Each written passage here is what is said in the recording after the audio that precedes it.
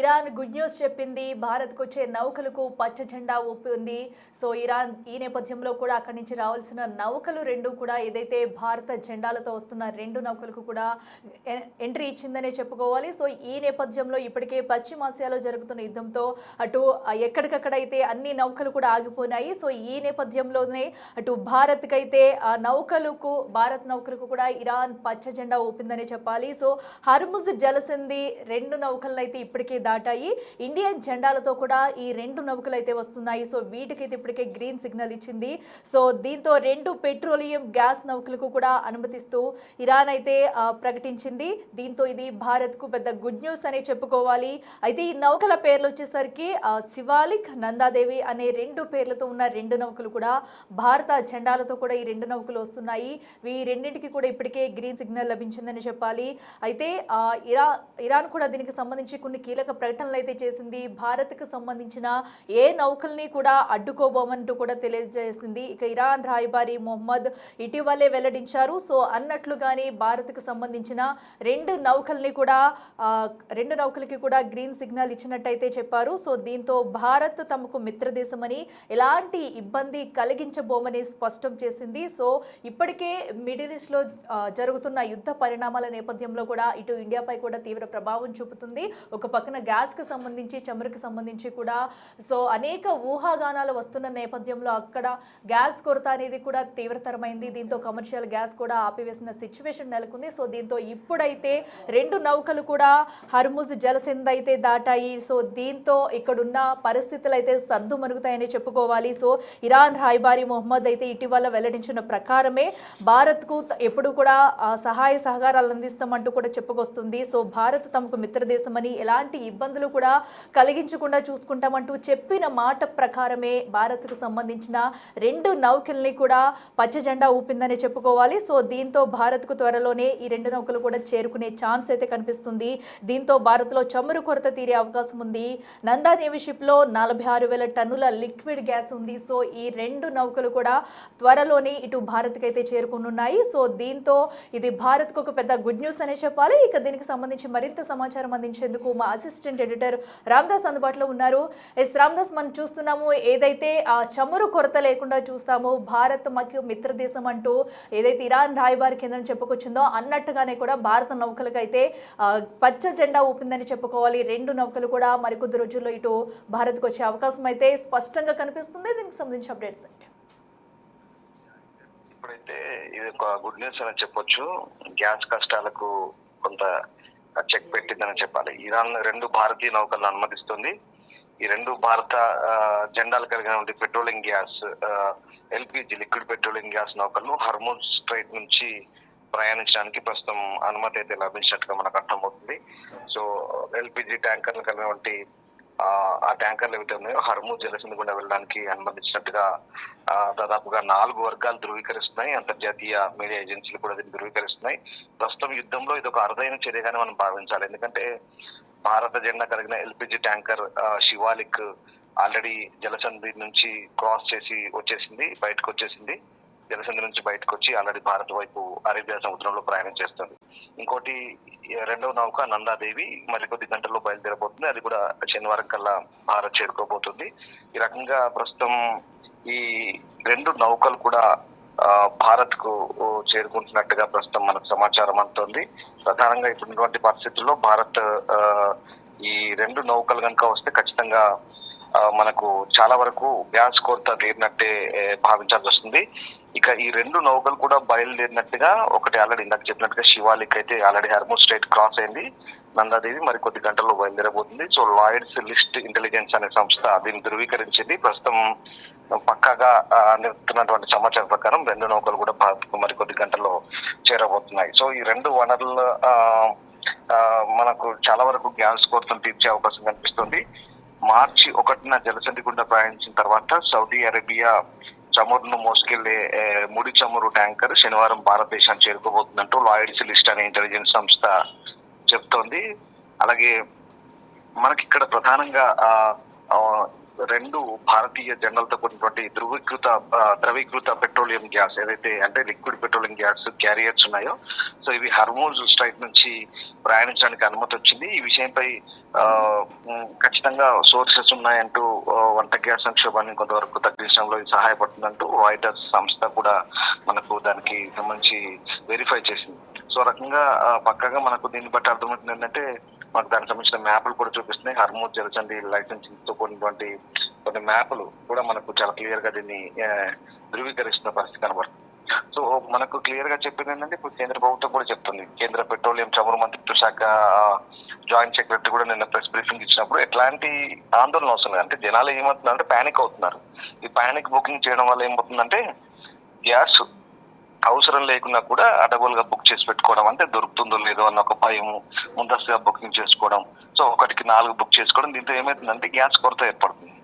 అంటే ఇప్పుడున్నటువంటి పరిస్థితుల్లో ప్యానిక్ అవ్వాల్సిన అవసరం లేదు. ఖచ్చితంగా సెంట్రల్ గవర్నమెంట్ ఏం చెప్తుందంటే, సరే పశ్చిమాసియాలో యుద్ధం అవుతుంది, యుద్ధం కారణంగా కొన్ని భయాలు ఉన్నాయి, మనకు ముడి చమురు లేదా గ్యాస్ వంటి ఇంధన సంబంధించినటువంటి కొరత ఏర్పడుతుంది.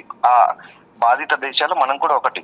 కానీ మనకున్నటువంటి పరిస్థితుల్లో ఇప్పుడు హర్మూజ్ కాకుండా ఆల్రెడీ వేరే ఇతర మార్గాల ద్వారా మనం చమురు సేకరిస్తున్నాం. ఇప్పుడు ఉన్న దానికంటే ఇంకా 25% ఆల్రెడీ ఎక్కువ ఉంది భారత్ లో. సో ఎట్లాంటి టెన్షన్ అవసరం లేదు. అవసరమైతే ఇక్కడ ఎల్పిజి ఉత్పత్తిని కూడా పెంచమని చెప్పాం. సో పానిక్ బుకింగ్స్ అవసరం లేదని చెప్తున్నారు. కాకపోతే కమర్షియల్ గా కొంత ఇబ్బంది అవుతుంది. కమర్షియల్ కన్జ్యూమర్స్ ఎవరైతే ఉన్నారో, సో అది కొంత అరికట్టే ప్రయత్నం ఉంది.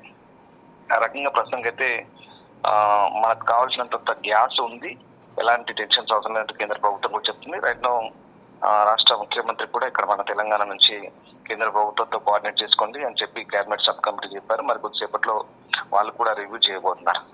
రామ్దాస్, ఇప్పుడు ఏవైతే 2 షిప్లు వస్తున్నాయో, ఒక దానిలో కూడా ఏదైతే నందాదేవ్ అనే షిప్ లో కూడా 46,000 టన్నుల గ్యాస్ లిక్విడ్ కూడా ఉన్నట్లయితే తెలుస్తుంది. సో దీంతో పూర్తిగా గ్యాస్ కొరత అయితే ఉండదు, ఇంకా జనాలు భయపడాల్సిన అవసరం లేదని అనుకోవచ్చు. డెఫినెట్ గా అంటే దాదాపు 1,000 టన్నుల లిక్విడ్ పెట్రోలియం గ్యాస్ ఏదైతే వస్తుందో ఇది సౌదీ నుంచి బయలుదేరింది. నాకు వాస్తవానికి మనం ఎక్కువగా ఓమన్ నుంచి, సౌదీ నుంచి, అలాగే దుబాయ్ యుఏ నుంచి కూడా మనం ముడి చమురు కొంటాం. అలాగే ఎల్ఎన్జి లిక్విఫైడ్ న్యాచురల్ గ్యాస్ తీసుకుంటాం. ఇప్పుడు ఎల్పిజి ఏదైతే ద్రవీకృత పెట్రోలియం గ్యాస్ అంటే లిక్విడ్ పెట్రోలియం గ్యాస్ ఏదైతే ఉందో, లిక్విడ్ పెట్రోలియం గ్యాస్ ఎల్పిజిని కూడా మనం సౌదీ నుంచి తీసుకుంటున్నాం. సో అక్కడ నుంచి వస్తున్నటువంటి 46,000 టన్నులు అంటే దాదాపుగా మన అవసరాలు కొరత ఉండదని చెప్పాలి. ఎందుకంటే పెద్ద మొత్తమైనటువంటి గ్యాస్ కాబట్టి ఈ శివాలిక్, నందాదేవ్ అనేది పెద్ద క్యారియర్లు. ఈ 2 ఓడలు కూడా చాలా పెద్ద క్యారియర్లు, 1,000 టన్నుల గ్యాస్ తీసుకొచ్చి క్యారియర్లు. సో అవన్నీ కూడా మనం ఇక్కడ నుంచి హర్మూజ్ స్ట్రైట్ నుంచి వచ్చిన తర్వాత నేరుగా భారత్ చేరుకోగానే బహుశా మరి ముంబై తీరాన్ని చేరుకుంటాయి లేదా గుజరాత్ తీరాన్ని చేరుకుంటాయని చూడాల్సింది. సో అక్కడ నుంచి మనం రిఫైనరీలు సేకరించి అక్కడ నుంచి మనకు వాటిని డిస్ట్రిబ్యూషన్ ఉంటుంది. సో రకంగా మనకు చాలా వరకు గ్యాస్ కష్టాలు తగ్గినట్టే మనకు అర్థమవుతుంది. ఇప్పటికిప్పుడు అసలు యాక్చువల్ గా చెప్పాలంటే నేను మళ్ళీ అదే చెప్తున్నాను, జనాలు ప్యానిక్ అవుతున్నారు, అంతకుమించి ఏం లేదు. ఎక్కడ గ్యాస్ కొరతలు లేవు. కేంద్ర ప్రభుత్వం కూడా అదే క్లియర్ చెప్తుంది. ఆల్రెడీ ఎల్పిజి ప్రొడక్షన్ కూడా మనం పెంచాము.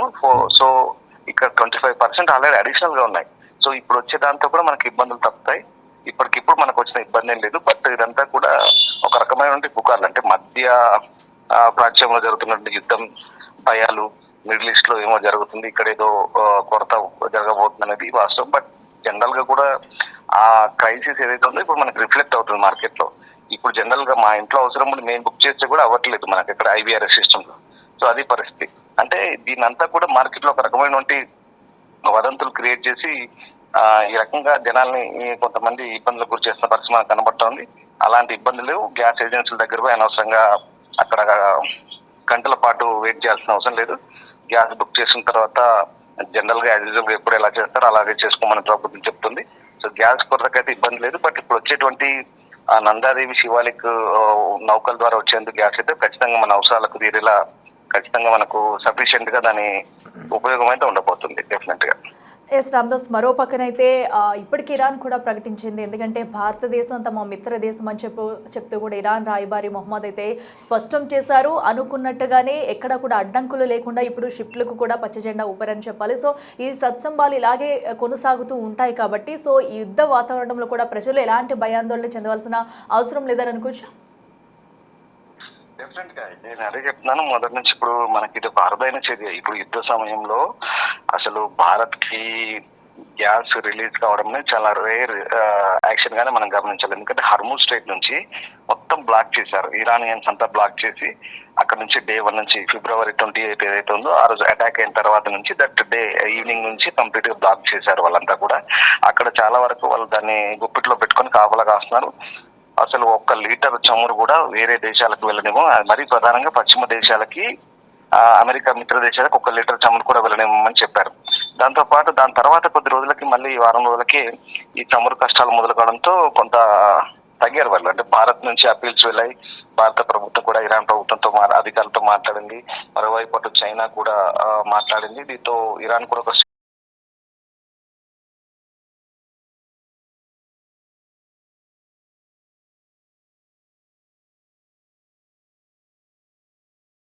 తైవాన్, అలాగే ఇక్కడ మనం చూసుకున్నట్టయితే జపాన్, ఇవి మనకంటే వాళ్ళు ఇంకెక్కువ శాతం వాడతారు. సో వాళ్ళకి చాలా ఇబ్బంది ఉంది.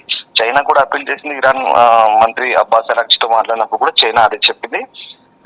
ఇటువైపు అంటే ముఖ్యంగా దక్షిణాసియా అలాగే తూర్పు ఆసియా వైపు వచ్చేటువంటి ఏవైతే నౌకలున్నాయో వాటిని వదిలిపెట్టమని చెప్పారు. దానికి వాళ్ళు కూడా సానుకూలంగా స్పందించారు. సో భారత జెండా ఉన్న నౌకలు ఇప్పుడు ఈ 2 నౌకలు శివాలిక్ గాని అలాగే నందాదేవి 2 కూడా భారత జెండాతో ఉన్న నౌకల్ని వాళ్ళు గుర్తించి వదిలేశారు. అక్కడి నుంచి హర్మూజ్ స్ట్రైట్ నుంచి ఆల్రెడీ క్రాస్ అయ్యాయి. మేబీ 1-2 days లో అవి ఇండియాకి చేరుకునే అవకాశం ఉంది. అట్ ద సేమ్ టైం మనకు వదిలినట్టుగానే చైనా గానీ, తర్వాత సౌత్ కొరియా, థాయిలాండ్, జపాన్ కు వెళ్ళే వాళ్ళ అవసరాలను తీర్చే విధంగా కూడా బహుశా వదిలే అవకాశం కనిపిస్తుంది. బట్ హర్మూజ్ స్ట్రైట్ అయితే ఇంకా బ్లాక్ చేసి పెట్టారు. చాలా ఇబ్బంది ఉంది వాణిజ్యపరంగా. 20% ప్రపంచ వాణిజ్యంలో కీలకమైనటువంటి హర్మూజ్ జలసంధిని వాళ్ళు బ్లాక్ చేయడం ద్వారా ఇప్పుడు ఒక రకంగా ఆర్థిక వ్యవస్థని ప్రభావితం చేస్తుంది. ద్రవ్యోల్బణం కూడా పెరిగే అవకాశం ఉంది. అటు యునైటెడ్ నేషన్స్ కూడా హెచ్చరిస్తున్న నేపథ్యంలో మరి ఇరాన్ ఈ విషయంలో పట్టు వీయడం లేదు. బట్ మనకు కొన్ని దేశాలకు రావాల్సినటువంటి వాటి విషయంలో మాత్రం సడలింపు కలిగిస్తుందనే మనకి ఇక్కడ అర్థమవుతుంది. Okay, right Ramdas, thank you. Yes, చూస్తున్నాం కదా, ప్రస్తుతం అయితే భారత నౌకలకు పచ్చ జెండా ఊపి కూడా ఇరాన్ అయితే గుడ్ న్యూస్ చెప్పిందనే చెప్పుకోవాలి. సో ఇప్పటికే మిడిల్ ఈస్ట్లో జరుగుతున్న యుద్ధ వాతావరణంలో కూడా సో ఇక్కడ ఇండియాపై పడిన ఎఫెక్ట్స్ అని మనం చూస్తున్నాము. సో ఈ నేపథ్యంలో ఇక్కడ ఉన్న ప్రజలు అంతా కూడా సోషల్ మీడియాలో వస్తున్న వీడియోస్ చూసి చాలా పానిక్ అవుతున్నారు. సో అలాంటి ప్రాబ్లం ఏముండదు, గ్యాస్ కొరత కూడా ఉండదు, ఎవరు కూడా ప్యానిక్ అవ్వాల్సిన అవసరం లేదంటూ కూడా ఇప్పటికే అధికారులు చెప్తున్నారు. సో దీనికి సంబంధించి కూడా ఇప్పటికే ఇరాన్ నుంచి రావాల్సిన 2 నౌకలు కూడా ఏదైతే ఇప్పటికే హర్మూజ్ జలసంధి అయితే దాటాయి. సో త్వరలోనే భారత్కి అయితే 2 నౌకలు కూడా చేరుకునున్నాయి. సో దీంతో గ్యాస్ సరఫరాపై ఏదైతే వస్తున్నాయో ఇప్పటికే చాలా రూమర్స్ వస్తున్నాయి. ఇప్పటికే కొంత కొరత ఉండొచ్చు అన్న నేపథ్యంలోనే కేవలం కమర్షియల్ గ్యాస్ని నిలిపివేసింది ప్రభుత్వం. సో అయితే గృహ అవసరాలకు సంబంధించి కూడా గ్యాస్ని అయితే ఎక్కడ నిలిపివేస్తామన్నట్టు కానీ కొరత ఉంటుందన్నట్టు కూడా ఎక్కడ ప్రకటించలేదు. సో ప్రజలంతా సో వాంటెడ్గా ప్యానిక్ అవుతున్నారు. ఎవరు కూడా ప్యానిక్ అవ్వద్దు. సో గృహ అవసరాలకి సరిపడగా కూడా గ్యాస్ అయితే అందుబాటులో ఉంది, ప్రతి ఒక్కరికి అందుతుంది. సో ఎవరు కూడా ఎక్కడ క్యూ కట్టాల్సిన అవసరం లేదంటూ కూడా చెప్పుకొస్తున్నారు. సో తాజాగా కూడా ఇరాన్ నుంచి అయితే 2 నౌకలకు కూడా పచ్చ జెండా ఊపింది. మరికొద్ది రోజుల్లో కూడా 2 నౌకలు భారత్ చేరుకునున్నాయి.